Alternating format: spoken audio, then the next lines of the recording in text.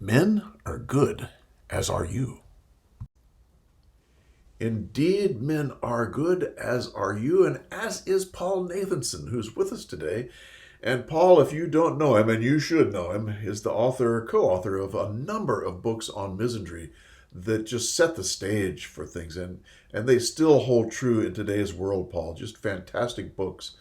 You know, what was the first one? What was the first one called? Spreading. Spreading misandry, yes. Just fantastic ideas, and some things you still, learn about today. Most people don't know a tenth of what's in those books. Just fantastic stuff. Anyway, so today, By the way, Paul, what's what's that? my co-author was Catherine Young. Yes, yes, Catherine Young, and I remember the conference in D.C. we had where you and Catherine both came and gave talks. It was excellent. I should post those talks for people to see. By all means. They were both great. Anyway, today Paul and I are going to talk about the social contract. Paul, what does that mean? The social contract. What are we talking about? Well, any society that expects to endure must have a social contract that binds together the various segments of the population that might otherwise just fly apart or clash. Hmm. So, in the case that I'm dealing with here, we're talking about men and women, but it could also be a contract between, if a population has two major religions, for example, or Hmm. two major languages or races. Somehow or other, there has to be an understanding on the part of everyone that society is reasonably fair and that it's worth uh, struggling for, sacrificing for the continuation of that society. Yes. Without that, you cannot have a society. So I'm talking about there needs to be some kind of reciprocity that brings together the otherwise fragmenting segments of the population. So each segment of the population has to have a sense that it's good to be who they are, that they have a distinctive, necessary, and valued contribution to make, and um, and that's the formation of a healthy collective identity for both the group and for society as a whole. Yes. Now, I should add here that our remote ancestors, we're talking here about the early Paleolithic, never mind the Neolithic and the agricultural revolution, um, they might not have had a need for a social contract because their lives, to my knowledge, were preoccupied from dawn to dusk with survival. Yes. They were small people, they were struggling against natural forces, and everybody had to pull together. Yes. There was no question of, well, you do this kind of thing and I'll do that kind of thing. There was no question of, well, what will happen to my identity if you do some of my activities. There was no question of, it was just survival. Right. Everybody did what they had to do. Yes. It was really only when populations grew and became settled, and therefore they began to compete with other societies. They didn't just wander off when strangers appeared. They lived in settled villages or communities. They were competitors for land and water. And this period, which is generally the Neolithic period or the end of the Neolithic period, um, about approximately 10 to 12,000 years ago, was the time of the rise of agriculture and also of cities and trade and warfare, Hmm. among other things. Yes.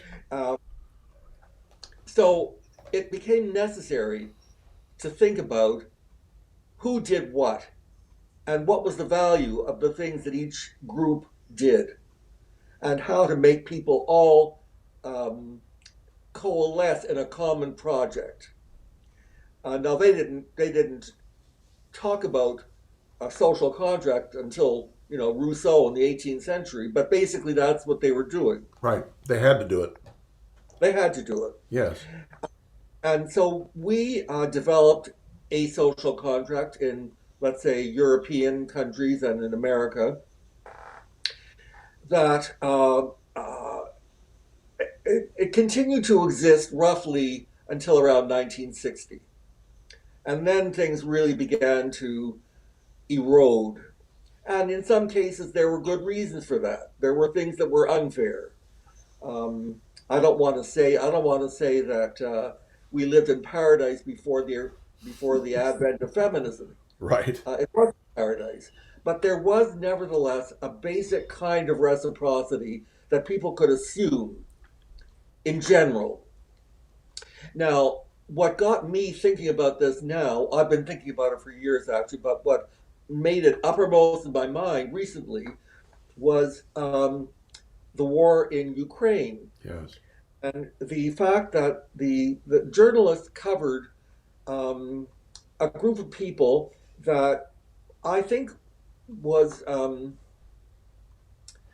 surprising anomaly in my thought. This was the refugees who Right. streamed out of Ukraine into Poland and other countries. And these were mainly women and children. Yes. And uh, the men were left behind, not necessarily by choice. The men had been conscripted by law into staying and fighting, and the women simply left. Yes. Oh, so that brought to that, that is after 50 years of feminism, that should strike most people as strange. I mean, feminists have been talking for 50 years, 60 years, about equality. And equality is the word that keeps coming up over and over and over again in any discourse about men and women.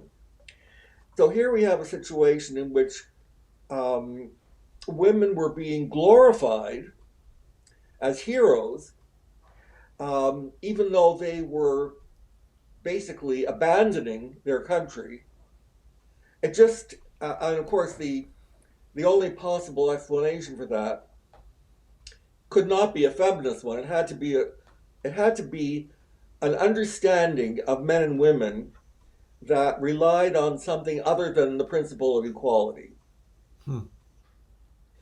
Now, that this war, we're talking about, it comes, 80 years, 80 some years after the London Blitz. And so the images that I was comparing in my mind, the images of the refugees in Poland and Lithuania and wherever else they were going, with the images of people in the Blitz. Now, the London Blitz was an attack by the Nazis that lasted 8 months. For 8 months, people in London endured day after day, night after night, air raids by the Nazis, and it was devastating. And if you look at the images, they not only they not only are as horrific as anything we've seen from Ukraine today, but infinitely more so.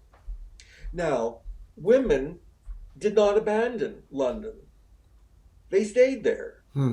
Some left of their own for reasons of their own. Some children were evacuated either to the countryside or even overseas. But most of the population of London simply stayed. And there was a famous poster in the London Underground, and it said, "London can take it." Hmm. And they did. They Yes. had there was no question of simply running away. And so and that, by the way, was something that was given, let's say, formal and almost ritualistic uh, precedence when the Queen herself toured the East Right. End of London, Yes. and And she she was stayed asked, too. she was asked by reporters, are you and the children going to leave? And she said, well, no. The children won't leave without me. I won't leave without the king, and the king won't leave at all. So that gave a very profound symbolic expression of what it meant to be a society. Hmm. As a group, as a community, as a society, they stuck together and they did whatever they could. Uh, Hmm. Women did all sorts of things in London during the Blitz that they never might have thought about before. Things that brought them in daily danger, whether they were, it wasn't necessary, I don't know how many of them actually took up guns, but what they did was absolutely necessary and it was very dangerous. Yes. So, so, and almost exactly 110 years ago was the Titanic. Right. Another another really symbolic event that has ricocheted in history for all these years, in which you had women and children uh, getting seats in the lifeboats, and the men stayed behind on the ship. Right. Well, that was different in a way, partly because class played a role. You know, upper Indeed. class people in first class divided up men and women in separate fates. The men and women in steerage basically all went down. So class played a role in that. But the for the upper class men, it was very simple. What happened? I mean, it sounds no matter how brutal and surrealistic it might sound to us, they must have said to themselves, "Look, our role in this society, our social contract means we get some privileges, and this is the time to pay up for the privileges." Now, so fast forward 110 years, and here we are, and I think that the social contract that gave men some privileges, but at the cost of their survival sometimes, um, that contract no longer exists. That's for sure. What And so privileges do you think they had?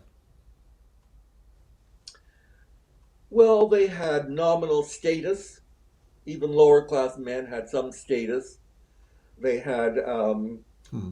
legal prerogatives. They had they certainly had a lot of um, symbolic privileges. Yes.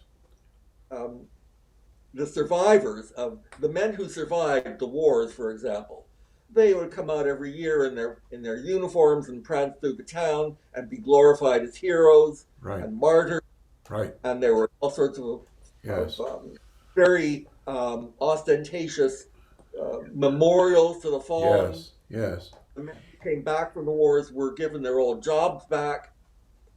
Um, So now, it's by World War II, even that was coming threadbare because women hmm. complained after the war. Women complained that the veterans were coming back, taking their old jobs, and therefore women were put out of work. Right. So, as in Hmm. other words, they wanted that was a they were basically saying we want to break the social contract. Men were promised their jobs back, but it's not fair because we want to work too. Mm-hmm.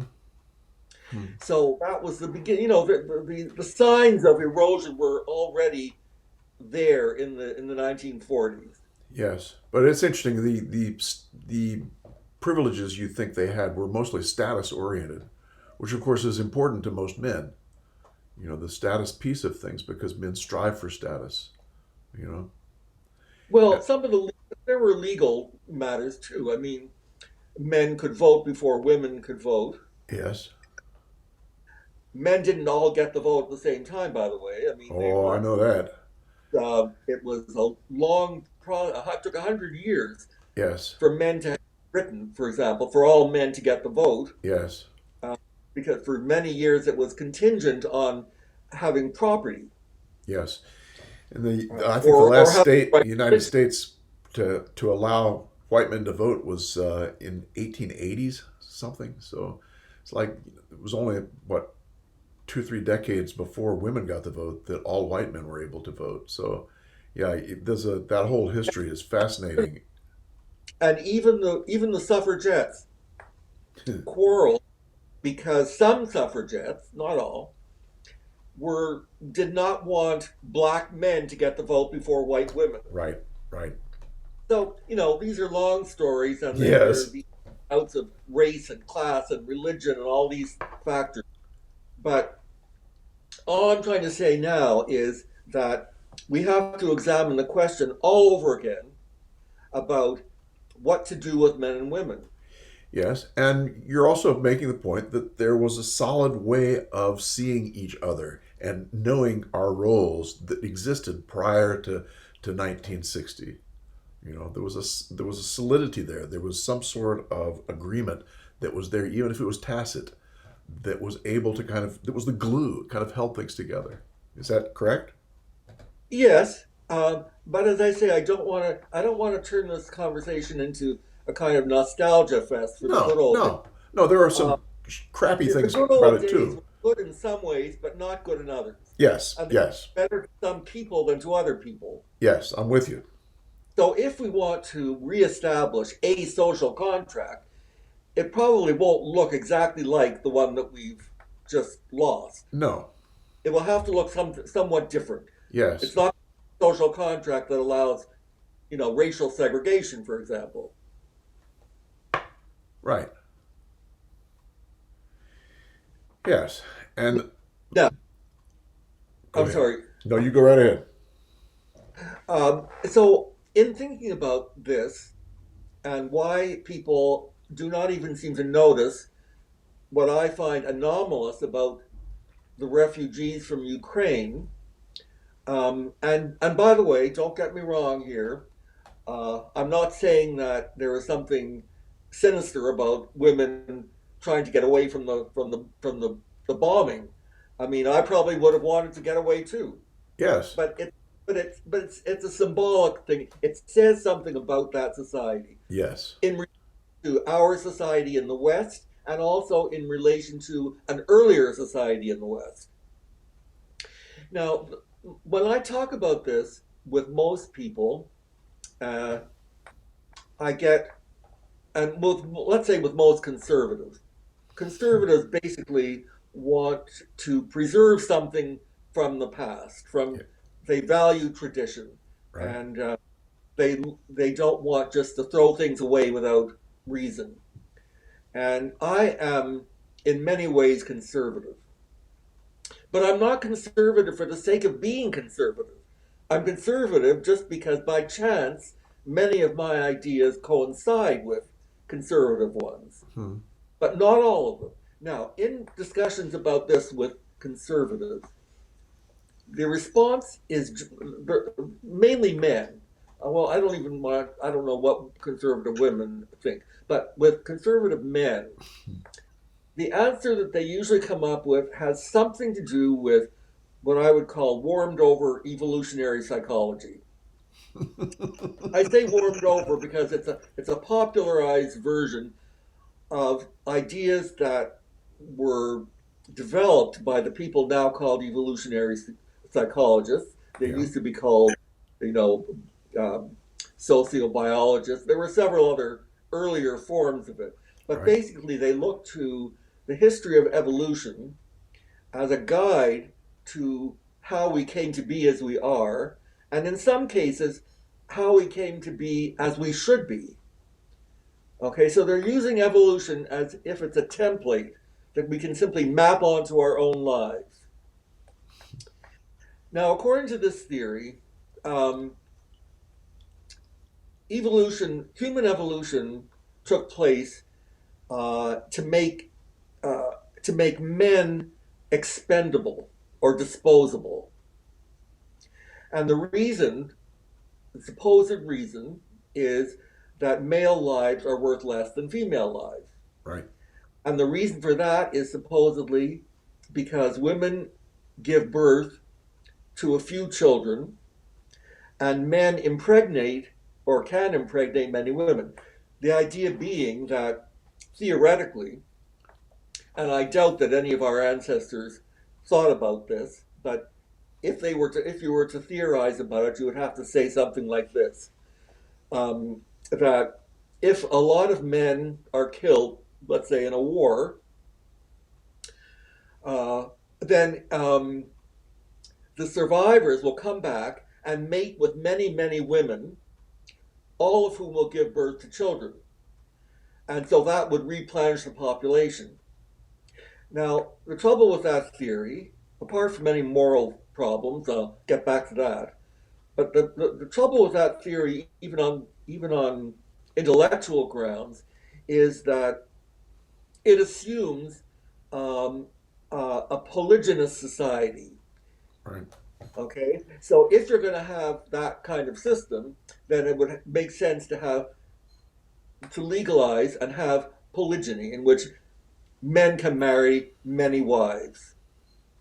Now we don't live in that kind of society, Right. and even under intense pressure, after World War One, for example, when millions of men had been killed, um, instead of reverting to polygyny, what happened was simply that many women were left unmarried and therefore childless. Hmm. Now, since then, and since World War II in particular, it's much more common for single women to have children. But even so, that's not a social system that is designed to replenish the population.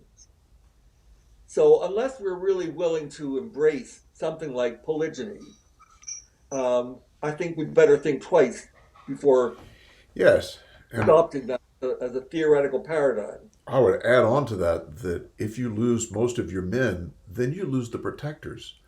You lose the people who are going to protect that culture. And if you don't have those people, your culture dies. So That the importance of males is just as important as the importance of females. They just have different roles, you know? the underlying thing, however, is that um, by saying that men are disposable, and that other men, the survivors presumably, are the the heroes and the ones who Right. protect. Right.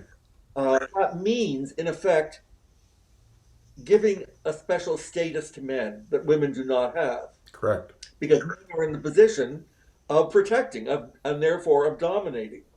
Yes. So it's a very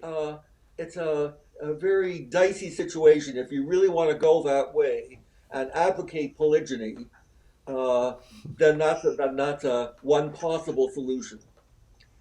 The other problem that I have, though, is a moral one, and that is the idea that any citizen, that any person, any human has either more or less value than any other. Right. Now that's a moral argument, and it might not apply in every culture, but it comes out of a tradition that has lasted approximately 2,500 to 3,000 years in the West. Now, if we want to depart from that and talk about unequal lives and inequality and build that into our system, then we're in big trouble. We're running up against not only abandoning the Judeo-Christian tradition, but we're also running into trouble with the whole notion, the whole modern rhetoric of equality. Yes. Um, so, so these are the things that I think are not being talked about. They're simply not being talked about. I watched hours and hours and hours of coverage of the refugees in Ukraine, and not once did anyone talk about this. Hmm. No commentator, no expert. They had no talking heads, no politicians. Nobody talked about what was on the screen right in front of them. Yep. It was that taboo. Yes. Yes. So that's why I think that it's an ideal time right now, April 2022, that we should just break open the taboo and start talking about the underlying problem that we've got, Which is which is first of all, how to assert that everyone has an equal right to life, yes. and that in itself has all sorts of side issues such as, is abortion and all the rest of it.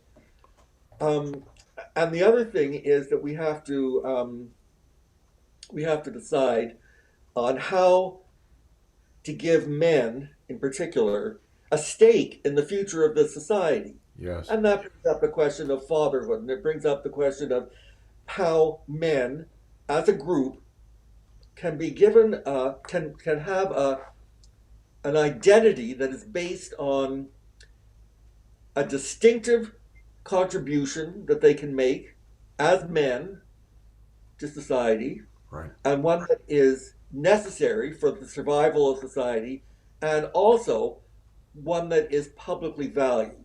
And by Yes. publicly valued, I mean literally, people have to be able to say, "Gee, men are really great. We need men." Yes. But Paul, the future is female. And that's what Well, we're up against. that's the title of at least one book. What was that? The future is female? Yeah. That's what we're up against. I mean, what you're talking about is that basically the feminists have just systematically destroyed any male positive status, you know? Yes, there is that, but it's not only feminists. I'm trying to say Yes. that there are on the other end of the political continuum who, for different reasons entirely, are doing nothing to improve this Yes. situation. Yes. And so those would be the conservative types who see men as expendable, right? That's Whereas the right. That's, feminists see men as worthless. well, yes. So men are stuck in the middle of this crossfire of, Well, I'll give the feminists credit for at least trying to maintain the language, the rhetoric of equality. Now, I'm not saying that all of them believe in equality, but I'm saying that the language they use tends to highlight that. And then you chip away and you find out, well, they make exceptions here, they make exceptions there. But nevertheless, at least the rhetoric of equality is still there. well, hasn't it shifted into equity instead of equality? But that's, yes, and the wokeism has ended even that. Yes. Yes. Yeah, so you think And the traditional feminists are more into equality and the woke people are more into the equity. Is that what you're thinking? yes, Huh. and some feminists have run up against wokers because the wokers are now, denying the human biology itself. So there's no such thing as a woman, and by definition, and of course by extension, that means there's no such thing as a man either. Right. We're Right. just a bunch of we're just a bunch Protoplasm. of gender theories running around, Huh. uh, Yes. and Which so is all and so the socialized. yes, we're all social construction. So if we're um, in that kind of a world, there can be no such thing as equality. Equality between what? Right. Right. Yeah. Crazy, crazy. Yes. So now maybe it's a good time to think about degendering and regendering. How does that play into Yeah. what we're talking about? Well, one those are words that I coined, but I mean the Huh. idea behind them is certainly not my idea. The idea behind degendering is that if gender, as distinct from sex is biology, but gender is a cultural creation. But if you get rid of gender as a cultural system, then you're degendering. And the question is, well, what are you left with? If there's no such thing as gender, then we're just a bunch of biological organisms. There has to be some cultural mechanism that gives meaning to biology and every other feature of the human condition.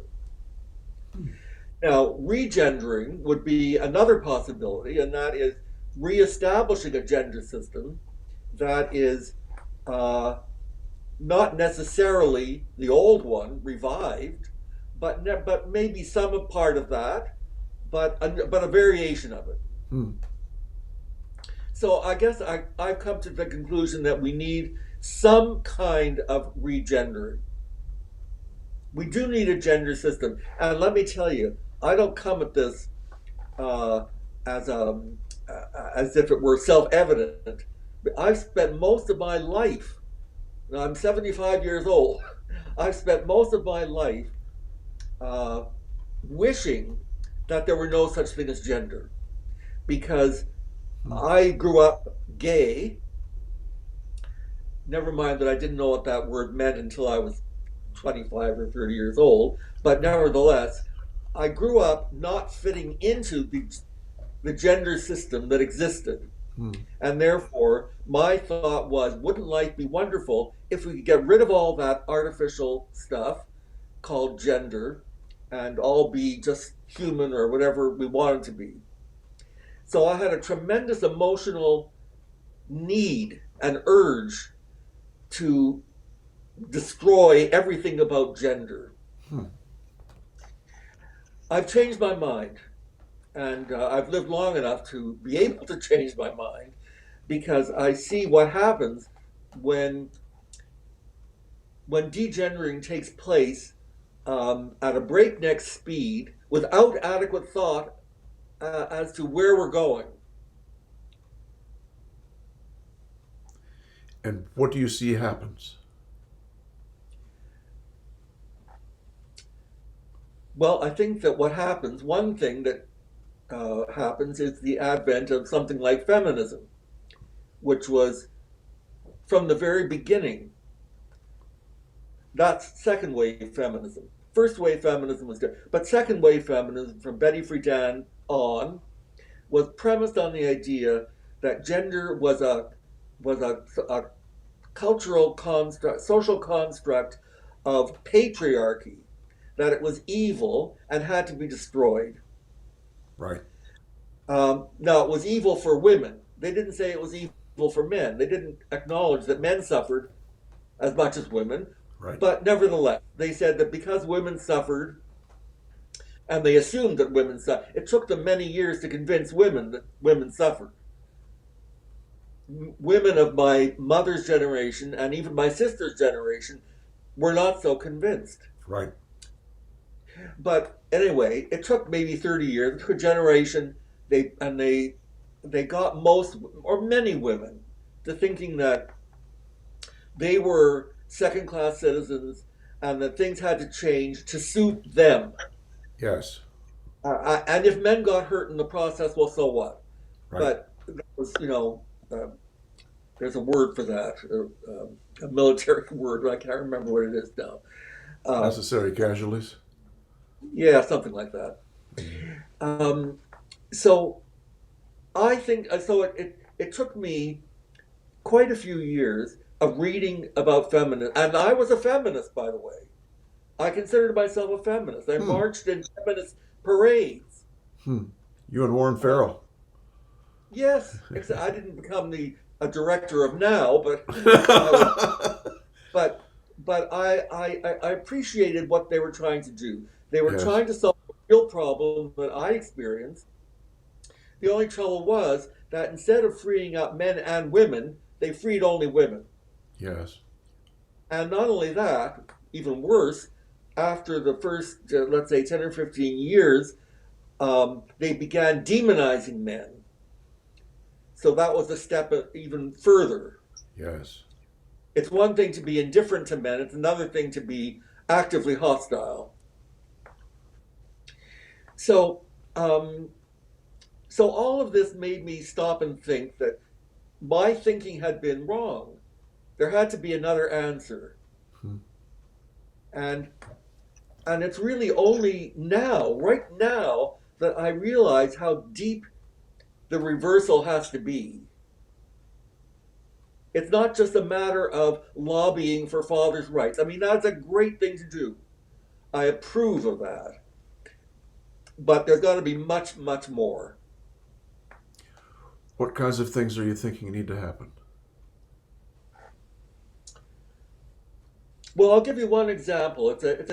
In a way, it's a trivial example simply because the theory behind it is not yet being implemented. About 6 months ago, or maybe a year ago, there was one of the periodic movements in Congress to make registration for the draft uh, open to both men and women. Right.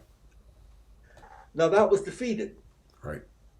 And one of the people who defeated it or brought about its defeat was Josh Hawley, who I admire in many ways. And he does, in fact, I even wrote to him at one point before this, congratulating him for giving a talk at some convention, a well known convention. I think they called themselves National Conservatives or something or other.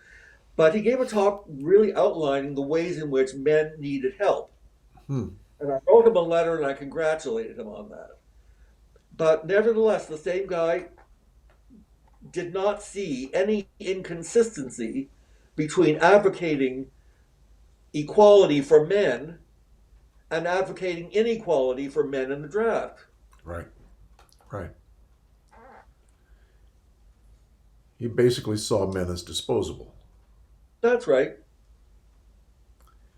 And of course, who are the people who think men are disposable? It's usually the men who expect to be not disposed of, either because of their status or their age or their wealth or whatever. Right. Right. Yes. Indeed. So you asked for one example. That's one example that I'm thinking of.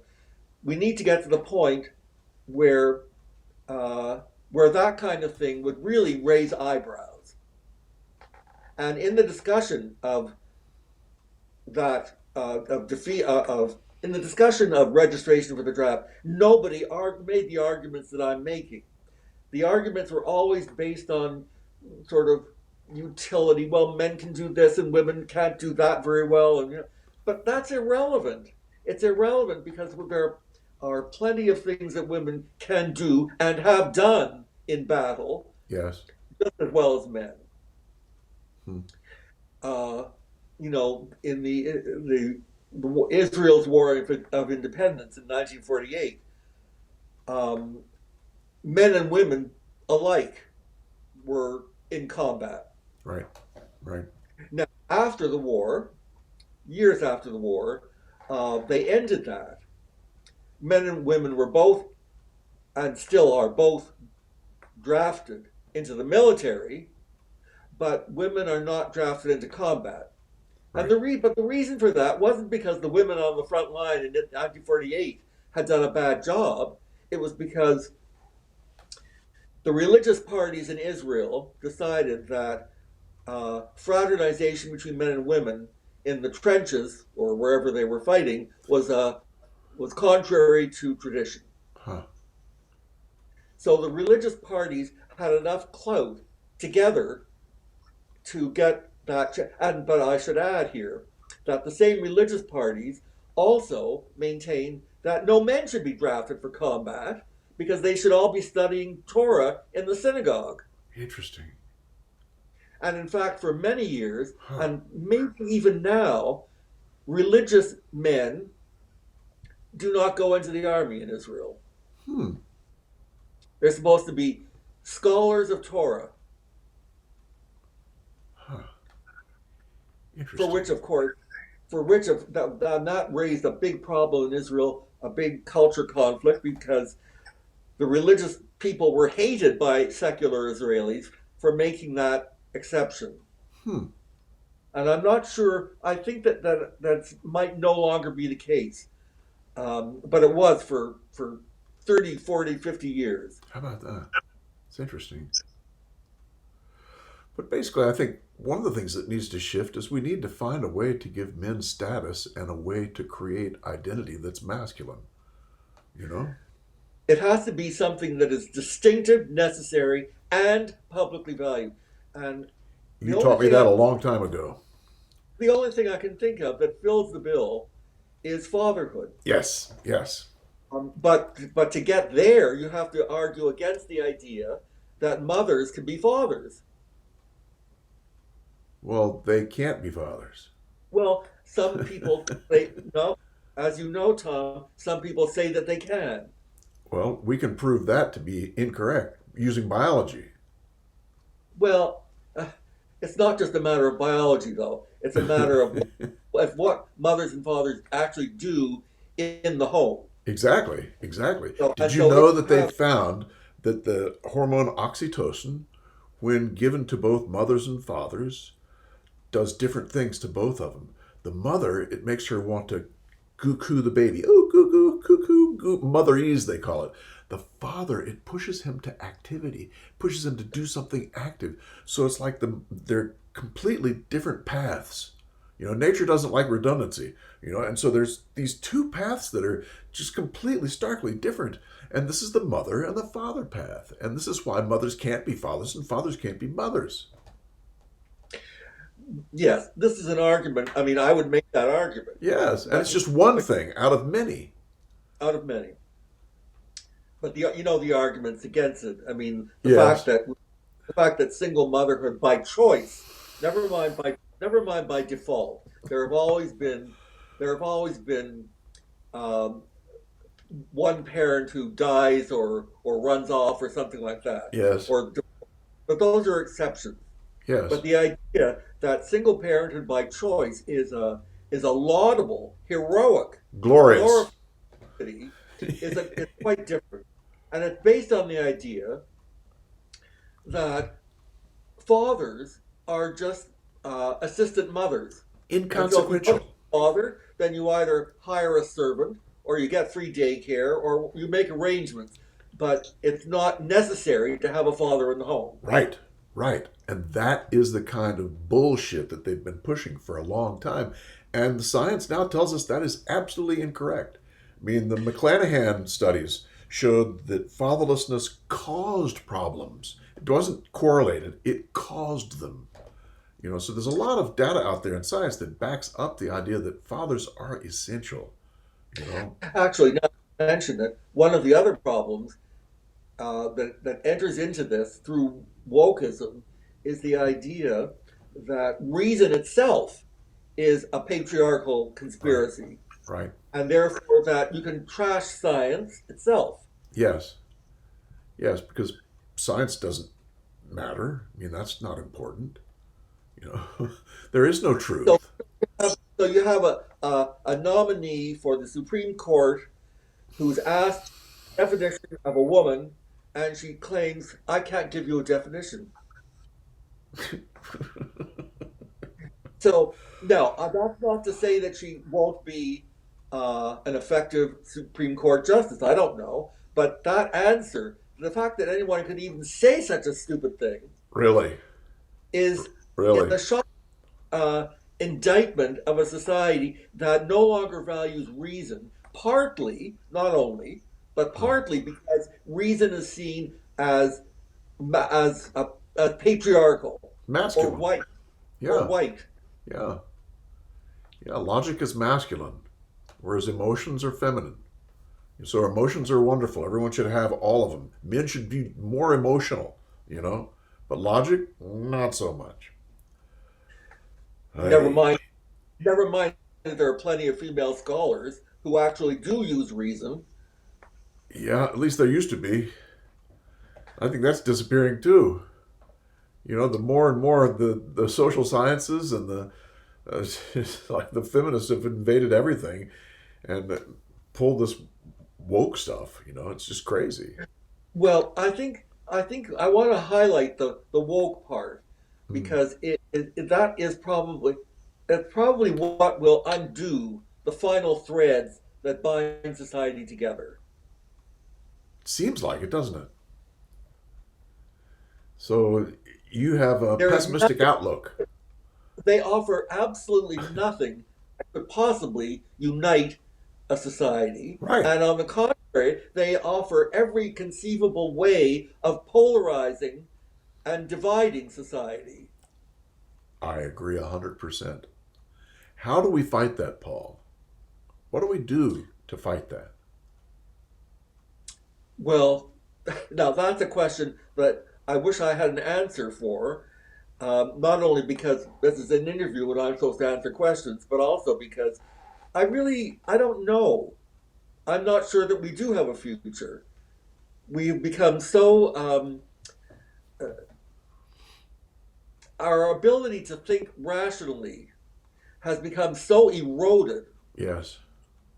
um, that I'm not sure we can find our way back. Maybe we can. I know that there are new universities being born even as we speak, uh, dedicated to the idea that education is not the same thing as indoctrination.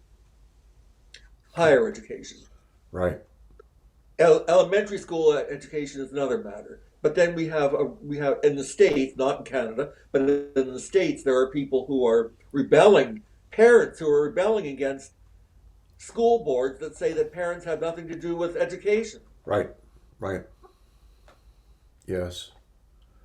Yeah, there's some elements of change that are happening, but I tend to think that the only way to really shift things is going to be to challenge the morality of what's going on.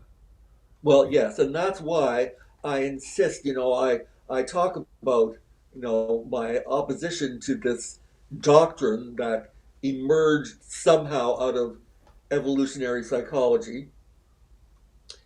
Um, we need something in addition. We need also a moral argument. We've got to be able to Yes. speak in the public square about morality, not as a kind of um, Christian weapon to use against people who are not Christian. We need to use morality in the way that the founders used it. That is, as the glue that can bind Yes. society together. Yes. These Yes. are not theological precepts. Right. Right. Yes, and that's been their way to destroy it, has been to completely ignore that side of things, you know? And so I think our one chance is to bring some of that back and make it a moral issue that we're talking about. Not a factual, not a statistical issue, but a moral issue. Yes, I think that the battle over statistics can just go on and on and on and on. It's not heard. It's not heard. And and you can always find some study that proves what you want to prove. You can always find that. Yes, yes, Um, Never mind the statistics that are simply manufactured for political yes, reasons. But on moral grounds, and this is why I've said my basic point today is a moral one. yes, We've got to be able to say that every human life is equally valuable. yes. If we cannot say that, then we are morally bankrupt. Correct. I'm with you on that. Yeah. And maybe that's a good place to stop. Are there things we've missed that you want to go back over? No, that's fine. Yeah, I think it's been a good discussion. Good discussion. And I I mean, I appreciate could have your. added, I could have added that the origins of evolutionary psychology as a discipline go back to the social Darwinism of the 19th century, Huh. and from social Darwinism through Nazi ideology, Huh. That's interesting. survival of the fittest. Yes. Yes.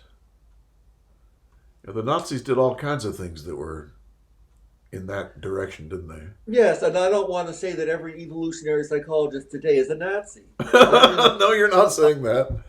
I only want to say that you're dealing with an idea that has some usefulness, but it has to be understood at not just the popular level of slogans like men are disposable.